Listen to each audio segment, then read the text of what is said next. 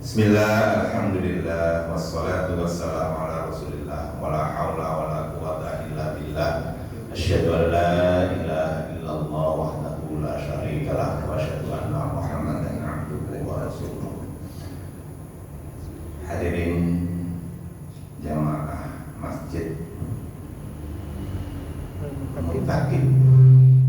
Mutakin atau Al-Mutakin? Al-Mutakin. Alhamdulillah, pada malam hari ini kita bisa melaksanakan kegiatan. Walaupun tadi disebut urip gak urip, mati gak mati, enggak lah, ini hidup, ya, masih hidup.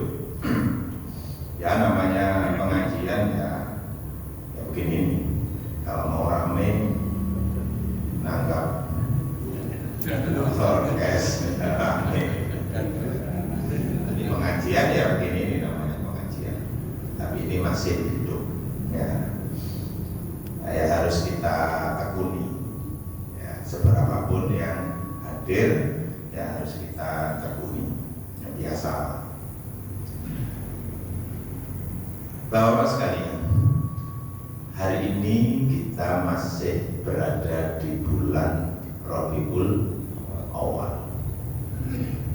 Bulan Rabiul Awal itu yang dikenang oleh masyarakat apa? Maulud. Yang dikenang itu hanya Maulidun Nabi, kelahiran Nabi. Padahal di dalam bulan Rabiul Awal itu ada 3 peristiwa penting ya, yang 3 peristiwa ini bisa kita ambil pelajaran. Apa 3 peristiwa itu? Satu tadi Maulidun Nabi, dan insya Allah ini sudah banyak dikupas. Hampir kalau sudah Rabiul Awal, bahkan nanti sampai Rabiul Akhir pun itu masih ada peringatan Maulidun Nabi. Yang kedua itu peristiwa hijrahnya Nabi dari Makkah ke Madinah. Itu juga terjadi menurut sejarah di bulan Rabiul Awal.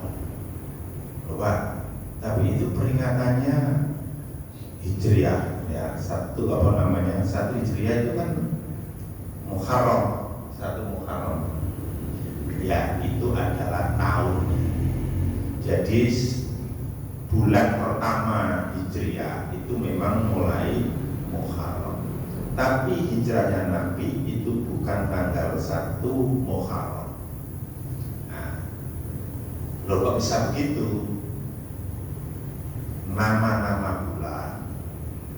Jadi bulan ini bulan Muharram, Safar, Rabiul Awal, Rabiul Akhir dan seterusnya itu sudah berjalan jauh sebelum Nabi lahir. Nah, makanya Nabi itu lahir di bulan Rabiul Awal karena sudah ada bulannya, sudah ada. Dan bulan itu diawali dari Muharram ya, dan seterusnya.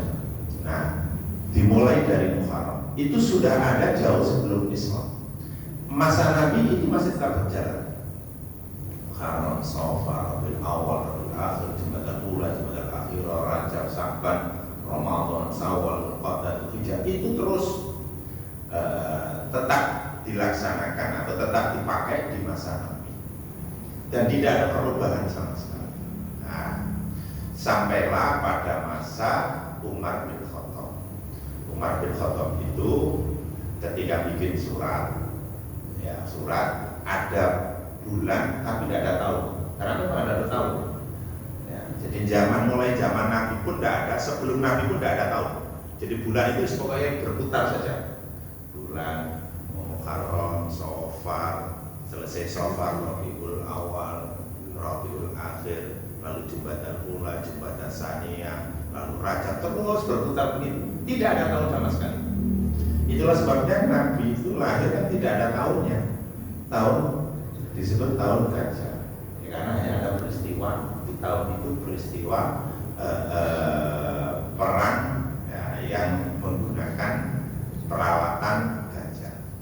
Nah, jadi tahun-tahun hingga hingga zaman Umar bin Khattab, tahunnya itu ya tahun peristiwa saja, tidak ada tahun pertama dan seterusnya. Zaman Umar itu ketika bikin surat, gubernurnya itu bingung. Ini saja nih, tahun ini tahun kapan? Tahun ini Jumadal Ula ini, tertulis Jumadal Ula ini, Jumadal Ula tahun sekarang, tahun kemarin, atau tahun yang akan datang. Nah, bingung lah. Maka kemudian dikumpulkanlah para ahli kalender dan kemudian disepakatilah bahwa peristiwa hijrahnya Nabi dari Mekah ke Madinah itu adalah tahun pertama, bukan 1 Muharram, bukan, tapi tahun pertama. Jadi Nabi hijrah dari Mekah ke Madinah itu adalah bulan Rabiul Awal tahun pertama. Jadi dimulai tahun pertama. Nah, itu peristiwa yang kedua. Peristiwa yang ketiga, dan ini yang ingin saya sampaikan pada kesempatan ini, adalah wafatnya. Ya. Hadirin sekalian yang dirahmati oleh Allah, sebelum wafat Rasulullah SAW itu mengalami sakit berat yang dimulai di akhir bulan Safar, pada tahun ke-11 Hijriah. Ya, jadi Safar di akhir Safar, kurang lebih selama 2 minggu. Ya, 2 minggu Rasulullah itu sakit berat, lalu kemudian wafat di hari Senin juga tanggal 12 Rabiul Awal. Jadi Nabi itu wafatnya juga di bulan Rabiul Awal, lahir di bulan Rabiul Awal dan wafat di bulan Rabiul Awal. Makanya ada yang di antara argumen orang yang tidak setuju dengan pesta Maulid Nabi itu, ya, pesta Maulid Nabi itu saja nih, mestani kelahiran apa, mestani kematian, wafatnya, begitu. Jadi yang tidak setuju itu begitu. Tapi ya terlepas dari itu, saya tidak membincang itu hari ini. Tapi Bapak sekalian, bahwa Rasulullah SAW itu wafatnya itu adalah juga di bulan Rabiul Awal dalam usia 63 tahun, ya, 63 tahun. Jamaah sekalian, terkait dengan wafatnya Rasulullah ini, saya mencatat ada beberapa hal yang perlu kita renungkan. Yang pertama, jamaah sekalian, bahwa wafatnya Rasulullah itu merupakan musibah yang terbesar yang dihadapi oleh umat Islam, terutama umat Islam pada masa itu. Ada 2 hal kenapa ini disebut sebagai musibah besar. Yang pertama adalah wafatnya Rasulullah itu berarti sekaligus tanda berhentinya pewahyuan, ya, karena Nabi itu adalah Nabi Muhammad itu adalah Nabi terakhir, sehingga setelah itu tidak ada Nabi lagi. Dan dengan beliau wafat, maka berarti proses wahyu itu sudah turun. Kalau sudah proses wahyu itu turun, berarti perselisihan itu tidak bisa secara langsung bisa teratasi dengan turunnya wahyu. Nah, dalam bahasa lain, ketika ketika umat Islam menghadapi masalah, maka tidak ada yang bisa menengahi langsung. Kita menengahinya kan kemudian kembali kepada Al-Quran. Tapi sementara di antara umat Islam sendiri kan berbeda-beda di dalam memaknai Al-Quran itu sendiri. Sehingga ini musibah yang terbesar yang dihadapi umat Islam adalah terputusnya proses wahyu. Yang kedua, ini terutama yang dihadapi oleh umat Islam awal, para sahabat. Para sahabat itu adalah orang yang sangat mencintai Rasulullah. Bahkan cintanya kepada Rasulullah itu mengalahkan cintanya terhadap keluarga, cintanya terhadap harta benda, pokoknya semua urusan duniawi itu dikalahkan oleh cinta kepada Rasulullah. Itu para sahabat. Itulah sebabnya di Nabi itu pernah menjawab kulus sahabat bukan Nabi ya, ada kaidah itu kulus sahabat itu, semua sahabat itu dinilai sebagai orang yang baik ya, karena rasa cintanya kepada Rasulullah. Sehingga kalau orang mau meneliti hadis itu kalau sudah orang ini dinyatakan sebagai sahabat Nabi, itu tidak perlu untuk dikoreksi, diteliti lagi kepribadiannya, tidak. Kulus sahabat itu, karena Nabi sendiri sudah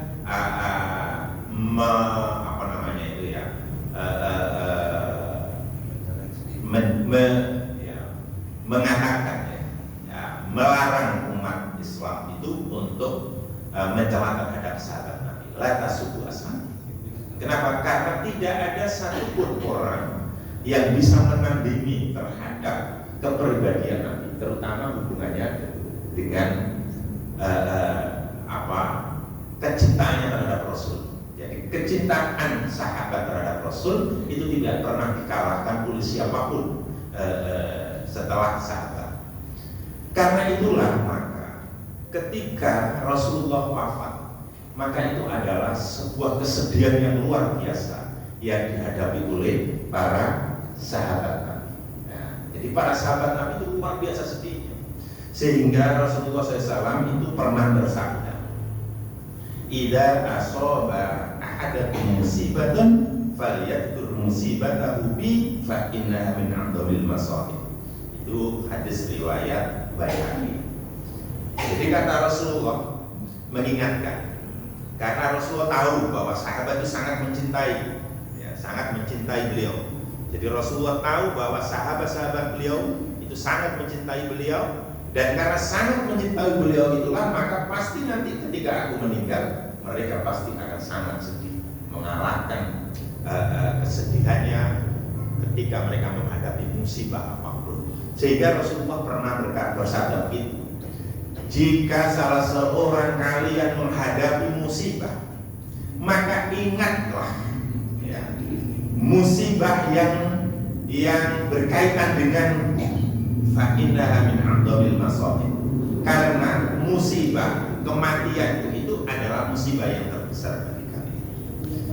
Jadi Nabi itu mengingatkan kepada sahabatnya, kalau Anda nanti suatu saat menghadapi musibah apapun, maka ingatlah bahwa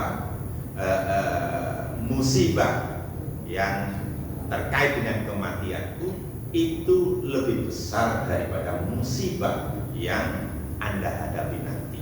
Seakan-akan yang ingin disampaikan oleh Rasulullah adalah bahwa kalau kamu nanti mengingat itu, maka niscaya musibah apapun yang kamu alami akan terasa ringan dibandingkan musibah kematian. Hadirin sekalian yang dirahmati oleh Allah, itu yang pertama. Yang kedua, berkaitan dengan wafatnya Rasulullah itu menunjukkan bahwa Allah ini telah menetapkan hukumnya, siapapun yang hidup di dunia ini pastilah akan mati. Siapa saja yang hidup di dunia ini pastilah mati, tak terkecuali orang yang dicintai oleh Allah. Rasulullah SAW itu adalah salah satu di antara makhluk yang dicintai oleh Allah.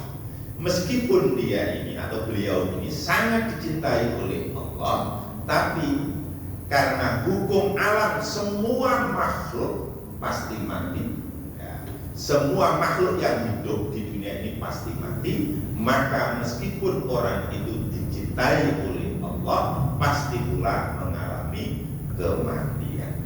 Termasuk jamaah sekalian, itu adalah Rasulullah. Dan hukum ini insya Allah sudah sering kita dengarkan di dalam Al-Quran. Di antaranya biasanya kalau memberikan sambutan di kematian itu, ayat ini dibaca, kullu nafsin dha'iqatul maut. Setiap setiap jiwa itu pasti akan merasakan kematian. Jadi semua, siapa saja tanpa terkecuali. Gulungan alaiha fan, setiap orang itu juga pasti hancur. Fan itu bisa dimaknai hancur atau bisa dimaknai mati. Jamaah sekalian yang dirahmati oleh Allah. Nah, Nabi itu pernah bersabda begini, dan ini juga sering kita dengar ya. Laqad mata Rasulullah SAW wa umruhu salasu wa sittuna sana wa ma baina sittin ila sab'in waktu wafatul katsir min ummati Muhammad. Wa lihada yaqulu Rasul sallallahu alaihi wasallam akmalu ummati ma baina sittin ila sab'in wa aqalluhum min mayyajudu dzalika. Hadis riwayat ini. Umur umatku, kata Rasulullah, itu adalah antara 60 sampai 70. Banyak kan? Sedikit sekali yang melampaui ya, sedikit sekali yang melampaui umur 70. Nah, 70. Pak saya sudah 70 mungkin. Ya, tapi sedikit sekali. Kebanyakan adalah antara 60 sampai 70. Saya mudah-mudahan bisa melampaui 70. Ya, semua orang kepingin melampaui umur 70. Ya, sedikit sekali orang yang berkeinginan tidak menyampaikan 70, kecuali sudah putus asa hidup di dunia. Ya, kalau sudah putus asa hidup di dunia, barulah dia kok gak cepat aku mati baik. Itu kalau sudah putus asa. Tapi orang yang sedang tidak putus asa di dunia itu pasti dia menginginkan hidup panjang umur. Ya. Tapi tidak usah, katanya begini, ada orang nggak usah berdoa panjang umur. Dulu saya siapa itu Pak, siapa itu dari Lumajang itu, udah banyak mana satunya, lupa saya itu.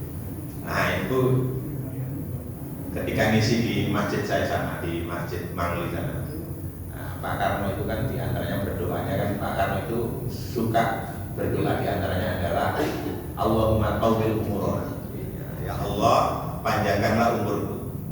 Lalu setelah itu guyonan,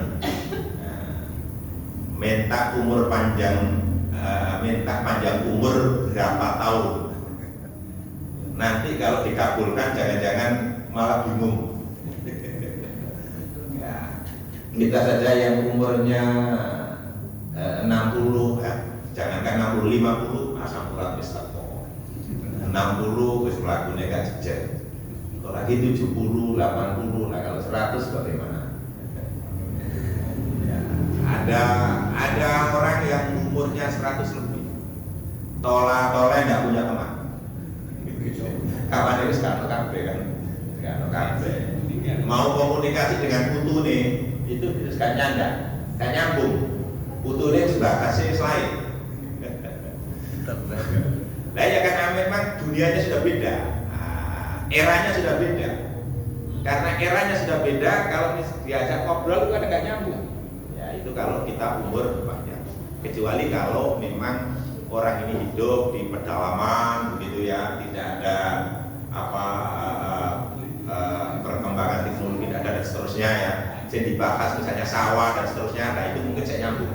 Tapi kalau misalnya dia hidup di kota, lalu umurnya panjang, nah, dia tidak bisa mengikuti perkembangan zaman. Sementara anak putune itu, ya apa kayak bingung hari itu umur 120 misalnya gitu. Hadirin sekalian yang dirahmati oleh Allah.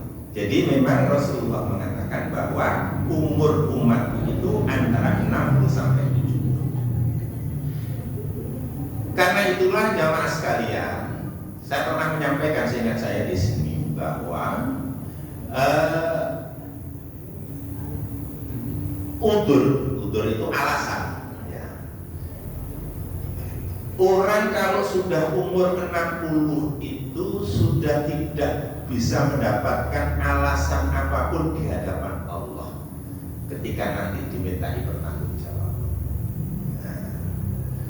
Kalau umurnya misalnya masih 40, itu mungkin saja ketika ditanya Allah kenapa tidak begini?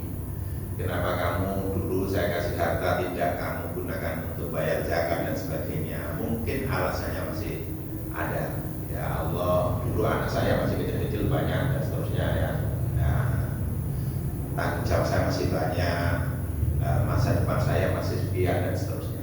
Tapi kalau orang sudah umur 60, tidak ada alasan apapun yang bisa diberikan oleh manusia ketika nanti dimintai pertanggungjawaban oleh Allah.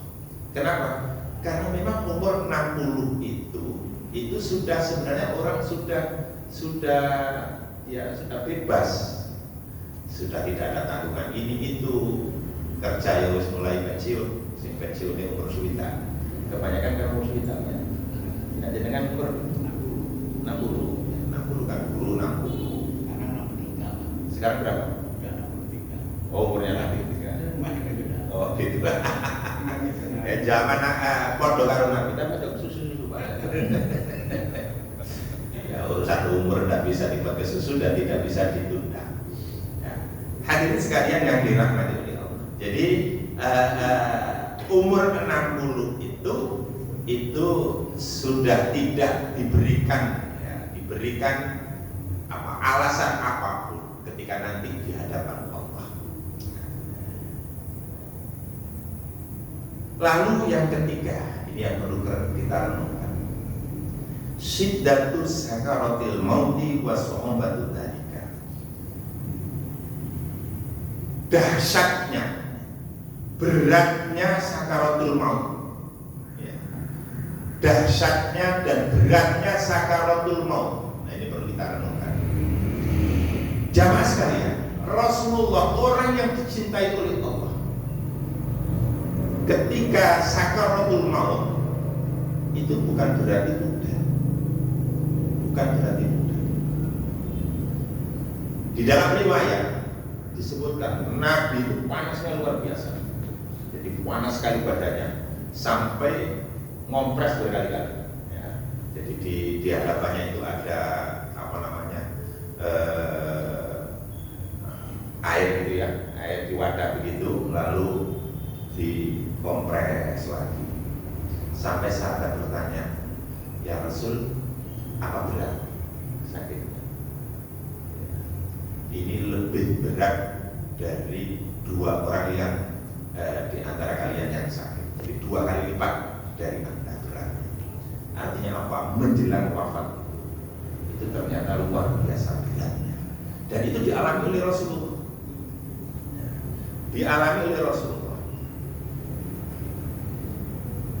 Jamaah sekalian yang dirahmati oleh Allah, mungkin kita bertanya, mengapa orang-orang soleh masih menghadapi beratnya sakaratul maut?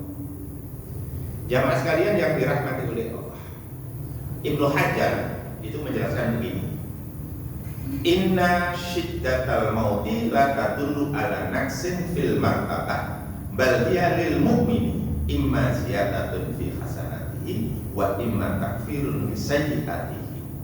Sesungguhnya beratnya kematian atau sakaratul maut tidak menunjukkan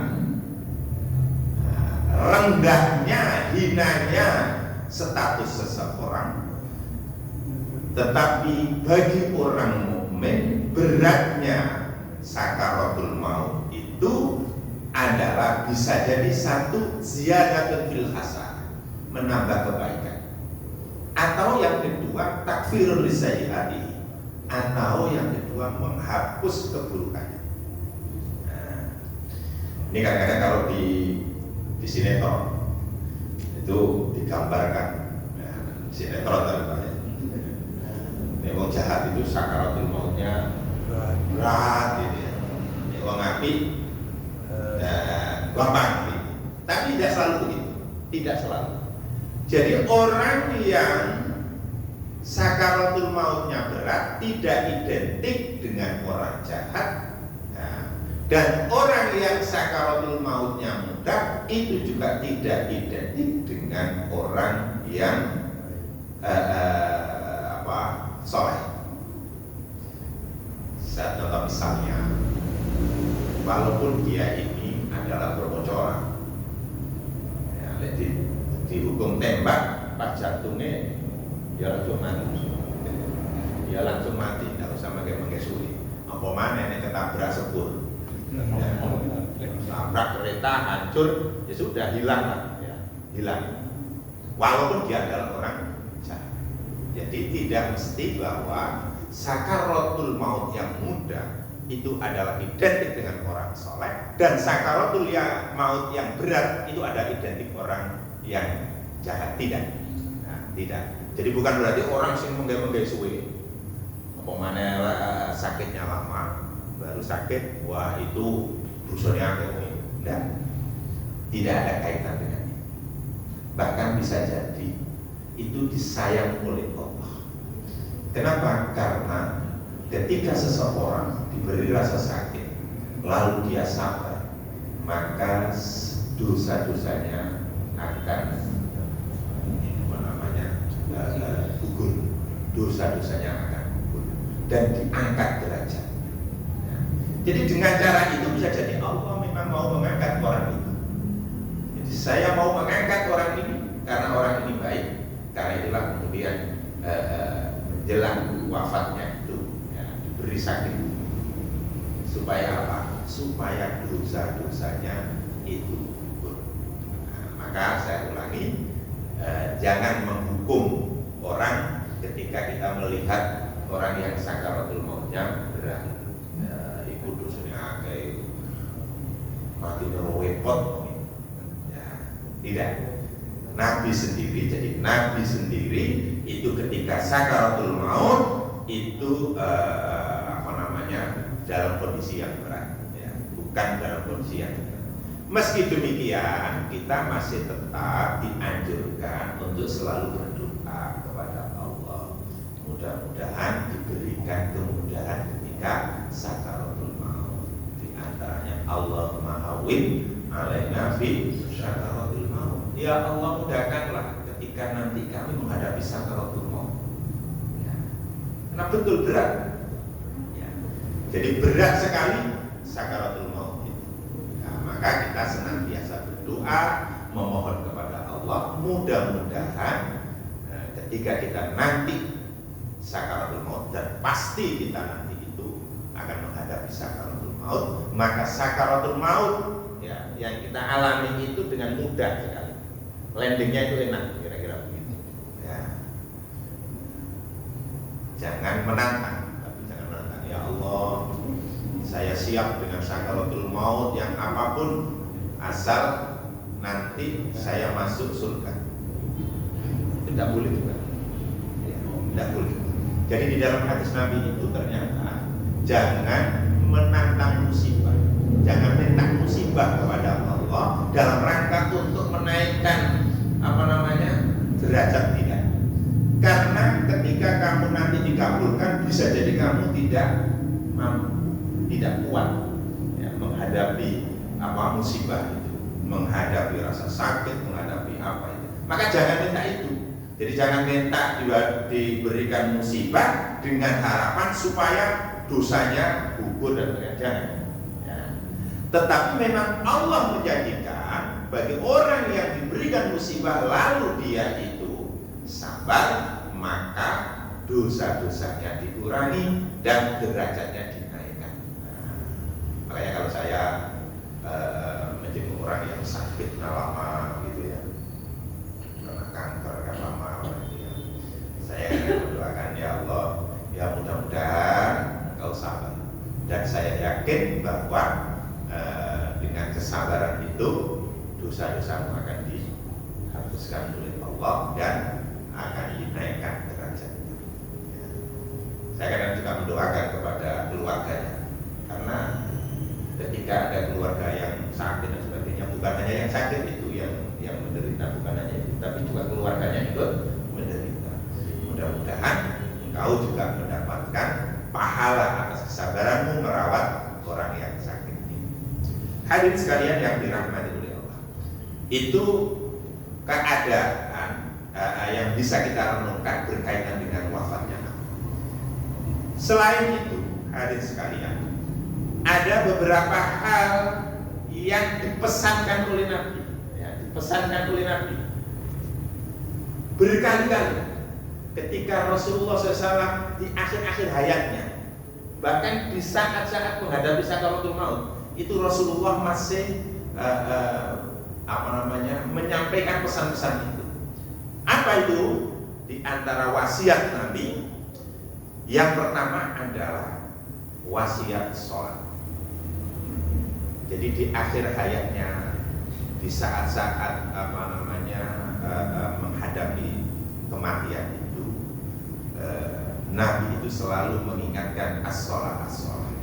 Dalam riwayat Ali bin Abi Thalib, beliau mengatakan, karena akhir kalamin Nabi sallallahu alaihi wasallam as-sholah wa ma malakat aiman. Akhir ucapan Nabi itu artinya di saat-saat detik-detik sebelum beliau wafat itu, yang diucapkan adalah as-sholah, as-sholah wa ma malakat aiman. Sholatlah, sholatlah, dan berbuat baiklah kepada budak-budak. Itu yang diantara yang dipesankan oleh Nabi. Itu yang paling terakhir. Yang paling terakhir itu adalah pesan supaya umat ini senantiasa menjaga sholat. Dalam hadis yang lain yang diriwayatkan oleh Ummi Salamah, istri Nabi, Ummi Salamah mengatakan begini, annahu kana ammatu wasiyatin Nabi sallallahu alaihi wasallam inda mautihi as-sholat, as-sholat wa ma malakat aymanukum hatta ja'ala nabiyullah sallallahu alaihi wasallam yulaslijuha fi sadrihi wa ma yafidu biha lisani. Jadi bahwa wasiat Nabi secara umum ketika beliau wafat adalah sholat-sholat dan budak-budak yang kalian miliki. Maksudnya kerjakanlah sholat dan berbuat baiklah atau perlakukan secara baik budak-budak kalian. Hingga Nabi mengulanginya itu sampai karena ngomong berkali-kali, berpesan berkali-kali, diungkapkan berkali-kali itu sampai mengulanginya itu sampai hanya terlihat di dadanya karena suaranya sudah tidak keluar. Jadi lidahnya sudah tidak mampu lagi mengucapkan, sehingga yang terlihat itu hanya sampai dadanya mengucapkan as-sholat, as-sholat wa ma malakat aimanukum. Sholatlah, sholatlah, dan perlakukanlah budak-budak itu secara baik. Itu yang senantiasa dipesankan oleh Nabi tatkala beliau dalam menghadapi sakaratul. Ini menunjukkan jamaah sekalian betapa sholat itu sangat penting bagi umat Islam, sehingga sampai ada hadis yang menyebutkan al-ahdulladzi bainana wa bainakum as-sholat. Ya, perbedaan antara kami dan kamu semua itu adalah sholat. Artinya antara mukmin dan kafir itu adalah sholat. Sehingga jangan kaget kalau ada orang mengatakan, walaupun ini bukan jumhur ulama, bukan mayoritas ulama, ada yang mengatakan bahwa meninggalkan sholat dengan sengaja, itu sudah kufur. Walaupun jumhur mayoritas ulama mengatakan harus dipilah dulu. Jadi orang yang meninggalkan sholat harus dipilah menjadi dua. Satu adalah orang yang meninggalkan karena malas. Nah, itu tidak sampai kepada kufur tapi munafik. Yang kedua adalah orang yang meninggalkan karena tidak percaya mengenai kewajiban sholat. Maka orang yang tidak percaya kewajiban sholat inilah yang disebut sebagai orang kafir. Meskipun dia KTP-nya muslim. Jadi meskipun KTP-nya muslim, meskipun dia bayar zakat, tapi kalau dia tidak percaya terhadap sholat, maka dia menjadi kafir. Hadirin sekalian, itu pesan Nabi yang terakhir, yang terakhir sebelum beliau wafat. Tapi ada pesan lain di hari-hari agak terakhir itu. Yang kedua adalah berhusnudzon kepada Allah Subhanahu wa Ta'ala. Di dalam riwayat Jabir bin Abdullah Al-Ansari, qala sami'tu Rasulullah SAW qabla mautihi bi salasati ayamin yaqulu la yamutanna ahadukum illa wa huwa yuhsinu dhanna billahi azza wa jalla. Kata Jabir, saya mendengar Rasulullah SAW sebelum beliau wafat, dan 3 harinya, ya 3 hari sebelum wafat. Jadi kalau yang tadi itu adalah detik-detik terakhir, yang berpesan sholat itu detik-detik terakhir. Kalau yang ini adalah 3 hari, ya, 3 hari sebelum beliau wafat. La yamutanna ahad. Ini salah satu pesannya. Janganlah salah seorang kalian mati illa wa huwa yuhsinu dhanna billahi azza wa jalla, kecuali dia dalam keadaan husnudzon kepada Allah. Husnudzon itu artinya kita meyakini bahwa Allah itu berkehendak baik kepada kita, meskipun kita dalam keadaan yang buruk sekalipun. Jadi meskipun kita dalam keadaan yang buruk sekalipun, kita selalu berhusnudzon kepada Allah. Karena kita berhusnudzon kepada Allah, maka kita punya harapan. Kita punya harapan. Nah, orang yang putus asa itu adalah orang yang tidak punya harapan. Dan orang yang tidak punya harapan berarti dia suudzon kepada Allah. Maka putus asa itu di dalam Islam sangat dicela, karena dia tidak berhusnudzon kepada Allah. Dan Rasulullah berpesan, janganlah kalian mati kecuali dalam keadaan berhusnudzon kepada Allah. Termasuk ketika kita sakit pun kita punya harapan sembuh. Kita juga mungkin berhusnudzonnya itu macam-macam husnudzon bisa. Mungkin Allah memberikan, termasuk diantaranya itu tadi, mungkin Allah ingin menggugurkan dosa, ya, menggugurkan dosa-dosa, maka dia kemudian sabar. Itu adalah bagian daripada husnudzon kepada Allah. Ya. Allah masih memberikan harapan hidup kepadaku. Allah masih ini dan seterusnya.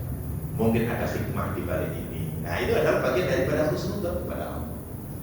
Dan Nabi berwanti-wanti kepada kita, jangan sampai kamu mati dalam keadaan suudzon kepada Allah Subhanahu wa ta'ala.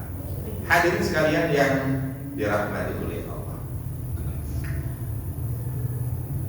Kemudian yang terakhir ini namanya, terakhir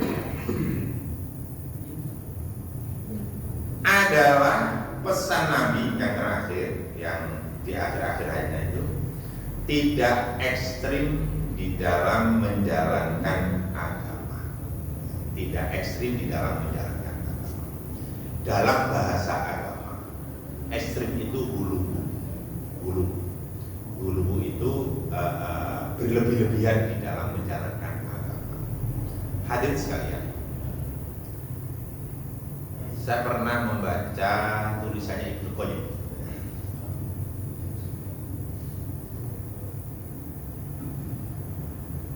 Setan itu akan menggoda manusia dengan melihat semangat keagamaannya. Kalau semangatnya rendah, maka dia digoda untuk tidak taat. Ya, tidak taat. Wong iki males sholatnya, ya, semangatnya tidak begitu, maka setan akan terus menggoda, rasa sholat. Apalagi subuh, ya, subuh gak usah sholat, turu lo enak. Mungkin setan akan terus begitu di telinga kita, ya, kayak jam sami ini turu bayar enak. Itu kalau kita malas. Tapi ada di antara umat manusia itu yang semangat sekali di dalam beragama. Tapi setan tidak habis akal. Maka setan kemudian akan menjadikan orang ini hulu ekstrim. Sholat rumah ngono tok ala padha karo tangga. Maka kalau hanya sholat seperti itu, tak padha karo yang lain. Akhirnya lah dia kemudian. Salah satu kata Ibnu Qayyim, munculnya bid'ah itu adalah al-ghulu, berlebih-lebihan di dalam beragama. Hadirin sekalian, bukan hanya guluwu dalam konteks itu saja, tetapi di antara salah satu bentuk al-guluwu itu adalah kultus terhadap makhluk. Ya, kultus itu mensucikan makhluk melebihi dari batas kemanusiaan. Itu namanya kultus. Ya. Kalau hanya sekedar kagum, mengagumi, menghormati, menilai orang ini hebat dan sebagainya, itu wajar. Tapi ini mengkultuskannya, mensucikan orang itu melebihi dari batas manusia. Jadi seakan-akan dia bukan manusia lagi, ya, seakan-akan dia adalah Tuhan. Nah, jamaah sekalian yang dirahmati oleh Allah. Nah, salah satu di antara beberapa tindakan yang bisa mengantarkan kultus individu itu adalah dengan menjadikan kuburan sebagai tempat untuk beribadah. Nah, maka di dalam hadis riwayat Jundab, samitun Nabi SAW qabla ayyamuta bi khamsin. Nah ini dalam hadis riwayat Jundab, tatkala Nabi SAW 5 hari. Wah, ini 5 hari. Kalau tadi itu adalah detik terakhir, itu sholat tadi itu. Kemudian 3 harinya tadi itu adalah husnudzon. Dan yang ini adalah 5 hari. 5 hari sebelum mati, sebelum wafat, Rasulullah bersabda begini, "Inni aqrabu ilallahi ayyakuna li minkum khalilun. Fa inna Allah ta'ala qad ittakhadhani khalilan kama takhadha Ibrahim khalilan. Walau kuntu muttakhidan min ummati khalilan lattakhadtu Abu Bakrin khalilan. Ala wa inna man kana qablakum kanu yattakhiduna qubur anbiya'ihim wa salihihim masajida. Ala fala tattakhidul qubur masajida. Inni anhaakum an dzalika." Ya. Jadi 5 hari menjelang Rasulullah wafat, aku mendengar beliau bersabda, "Aku berlepas diri kepada Allah dari mengambil salah seorang di antara kalian sebagai kekasih, karena Allah Ta'ala telah menjadikanku sebagai kekasih sebagaimana Dia menjadikan Ibrahim sebagai kekasih. Dan kalaupun seandainya aku mengambil salah seorang dari umatku sebagai kekasih, niscaya aku akan menjadikan Abu Bakar sebagai kekasih. Ketahuilah bahwa sesungguhnya orang-orang sebelum kalian itu," nah ini yang menjadi titiknya itu, "ketahuilah bahwa sesungguhnya orang-orang sebelum kalian itu menjadikan kuburan para nabi dan orang-orang soleh dari mereka sebagai masjid. Maka janganlah kalian menjadi kuburan-kuburan itu sebagai masjid, karena sesungguhnya aku melarang kalian dari hal itu." Ini yang dipesankan oleh Rasulullah, ya, di hari-hari terakhir, walaupun bukan hari terakhirnya. 5 hari sebelum beliau wafat, itu pesan supaya kuburan itu tidak dijadikan sebagai masjid. Masjid itu adalah tempat ibadah. Masjid itu adalah tempat untuk menyembah kepada Allah, tempat untuk memohon kepada Allah. Maka jangan kamu jadikan kuburan-kuburan itu sebagai tempat ibadah. Loh Pak, bagaimana kalau misalnya didirikan masjid di sampingnya? Ya tidak apa-apa kalau di sampingnya, tapi tidak menjadikan kuburan, ya, sebagai tempat untuk memohon kepada Allah. Loh, tidak boleh doa, tapi kita jadikan sebagai tempat ibadah, ya, tempat ibadah. Apa maksudnya ini? Hadirin sekalian yang dirahmati oleh Allah, jika kita kaitkan dengan hadis yang lain, ya, misalnya hadis yang diriwayatkan dari Aisyah, anna Ummah Habibah wa Ummah Salamah dzakarata kanisatan ra'aynaha bil hadasati fiha tasawwir fadzakarata lin Nabi sallallahu alaihi wasallam faqala inna ulaika idza kana fihi rajulun salihun famata banau ala qabri masjidan wa sawwaru fihi tilka suwar fa ulaika siratul khalqi indallahi yaumal qiyamah. Jadi ada hadis riwayat Aisyah yang menceritakan Ummu Habibah dan Ummu Salamah itu pernah menyampaikan bahwa ada gereja, ya, gereja di Hafsah. Ya, jadi menceritakan keduanya ini, Ummu Habibah sama Ummu Salamah itu cerita kepada Nabi bahwa di Hafsah itu ada gereja yang di dalamnya banyak patung-patung. Ya. Maka Rasulullah kemudian mengatakan, dulu kenapa kemudian ada patung-patung itu? Dulu kalau ada orang soleh wafat, maka mereka kemudian membangun masjid di tempat orang soleh itu, kemudian membuat patungnya diletakkan di situ. Dan itulah kata Nabi, faulaika sirarul halqi indallahi yaumil qiyamah. Itu adalah makhluk yang terjelek, yang terburuk di sisi Allah pada hari kiamat nanti. Nah, jamaah sekalian yang dirahmati Allah, maka kita mendapati, ya, walaupun tidak semua, jadi tidak semua. Kadang-kadang saya mendapati orang-orang itu yang ya salah di dalam niat untuk ziarah. Ziarah tidak dalam rangka untuk apa namanya dzikrul maut. Ya. Karena sebenarnya kita diperintahkan ziarah itu adalah dzikrul maut, mengingat mati. Nabi itu sering ziarah. Ya. Jadi salah kalau orang mengatakan tidak boleh ziarah, salah. Ziarah itu diperintahkan. Ziarah itu diperintahkan. Ziarah makam itu diperintahkan. Ya, ziarah kubur itu diperintahkan. Tapi itu adalah dzikrul maut, untuk mengingat kematian. Nabi itu sering, bahkan ziarahnya Nabi ke Baqi itu dilaksanakan malah sebelum subuh. Sebelum subuh datang ke sana lalu memberikan salam. Kadang-kadang Nabi menangis. Dzikrul maut. Tapi banyak orang sekarang ziarah kubur itu bukan dzikrul maut, tapi linailil mal, untuk mencari harta, untuk mencari pangkat, untuk mencari kedudukan, bukan lagi untuk dzikrul maut. Inilah menurut saya salahnya di sini. Nabi memerintahkan kita dzikrul maut, tapi justru kita bukan itu. Bahkan kadang-kadang kematian tidak ingat. Yang kita ingat malah adalah urusan dunia. Ada orang yang setelah datang ziarah ke Wali Songo cerita, alhamdulillah ada rezeki tambah wakil. Sudah.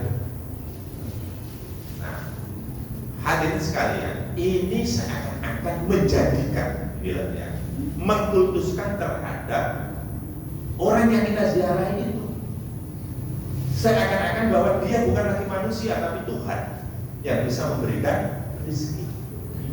Nah, dia tidak. Jadi Nabi 5 hari sebelum beliau wafat itu apa namanya berwasiat, ya, supaya tidak menjadikan kuburan itu sebagai masjid. Kenapa? Karena itu bisa mengantarkan orang kepada kultus terhadap makhluk, orang yang ditanam di situ, orang yang dikuburkan di situ. Kawan saya sampai bilang gini, untung ya Mekah itu tidak di Indonesia. Kalau di Mekah itu adalah di Indonesia, jangan-jangan yang ramai itu adalah kuburannya, bukan Masjidil Haramnya. Bisa-bisa Masjidil Haramnya sepi, makamnya yang ramai. Ya, untungnya di sana dijaga, sehingga ketika kita tanya mana kuburannya siapa itu Khadijah, itu tidak. Semua kuburan ini adalah kuburannya umat Islam. Ya, kecuali kalau ada tamu-tamu khusus itu ditunjukkan. Tapi kalau orang-orang awam, orang-orang seperti saya misalnya tanya mana kuburannya Khadijah kami ingin berdoa, itu ya tidak diberitahu itu. Semuanya ini adalah kuburannya orang Islam.